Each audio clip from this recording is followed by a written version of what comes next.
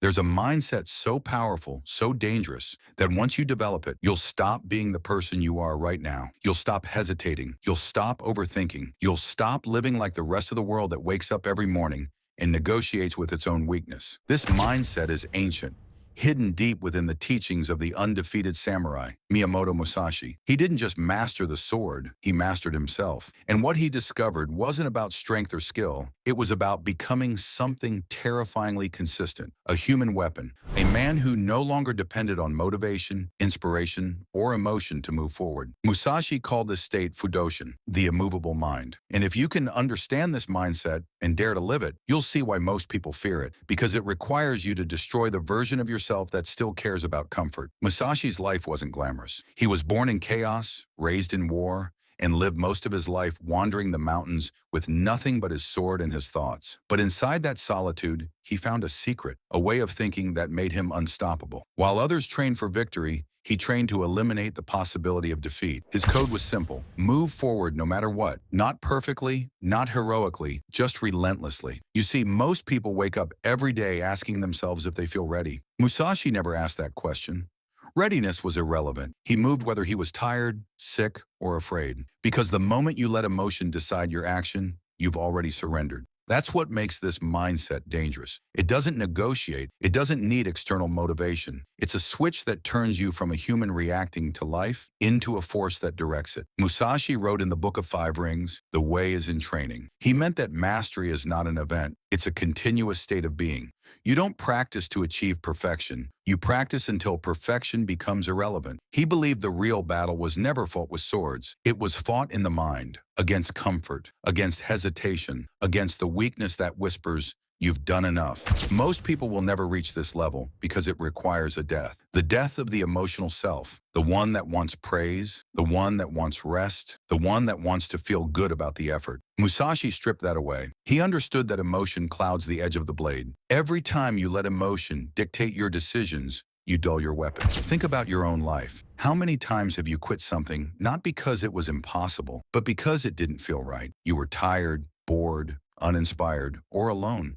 Those are the same excuses that separate warriors from wanderers. Musashi's code was ruthless precisely because he understood this simple truth. Consistency without emotion is the highest form of freedom. You wake up, you move, you act. No debate, no drama, no doubt. He lived by something most modern minds can't even imagine: the discipline of emptiness. He wrote, "Think lightly of yourself and deeply of the world," meaning your feelings are irrelevant. Your duty is not to your comfort, but to your path. Imagine how terrifying that is to the average person.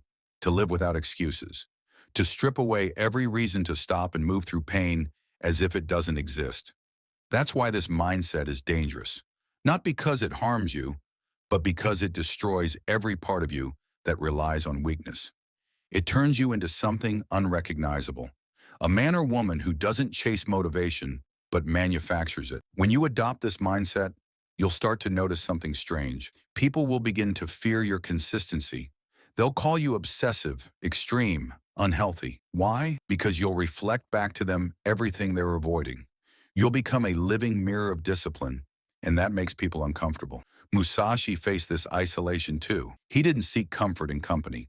He sought clarity in solitude. In his 30s, he retreated to a cave called Regondo, where he meditated, trained, and wrote his final lessons. He called it the path of aloneness. He said, step by step, walk the 1,000-mile road. That's what this mindset means. You walk, no matter what, step by step. No shortcuts, no applause, no validation, just movement. In today's world, people think motivation is everything. They chase videos, quotes, and dopamine to get moving. But Musashi's code teaches the opposite. Motivation is a trap. It keeps you dependent on external energy. The dangerous mindset is self-generated movement. You act because action is your nature, not because you feel like it. The modern mind says, "I'll do it when I'm ready." Musashi's mind said, "I'll be ready because I do it." That reversal changes everything. Once you stop asking for the right conditions, you become unstoppable because your strength no longer depends on the world around you. It's built from the silence inside you. And this is what Musashi mastered: indifference to outcome. He didn't fight to win. He fought to express mastery. Winning was a side effect. In life, most people fail because they chase results, not rhythm. Musashi didn't chase results. He built rhythm until results became inevitable. This is the hidden code of the undefeated samurai. Detach from results, attached to repetition. You don't rise because you want success. You rise because rising is what you do. You don't train because you want to look strong.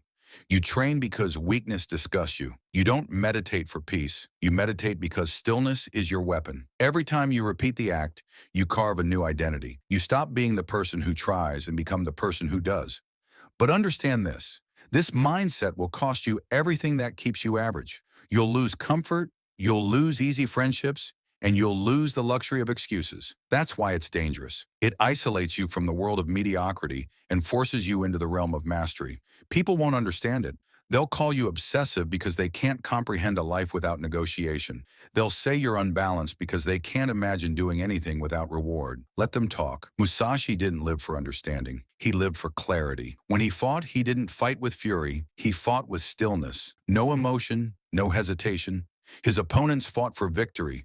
Musashi fought for truth, and that's why he never lost. He believed a man should never rely on one weapon, not just the sword, but the brush, the bow, the body, the mind. Balance through mastery. He called it the way of strategy. Every skill he learned was a mirror of his own discipline. You might not be holding a sword, but your battlefield is your day. Your weapon is your mind. And the hidden code is this: to move without hesitation, even when the mind screams, stop. When you wake up tired, move. When you fail, analyze, adjust, move again. When the world doubts you, stay silent and move anyway. Every repetition in defiance of emotion builds something far more valuable than skill. It builds Fudoshin, the immovable mind. The mind that sees chaos but stays calm. The mind that loses comfort but never loses control. When you reach that state, you don't need to force discipline anymore. You become discipline itself. You stop acting disciplined and start existing as discipline. That's the transformation Musashi achieved.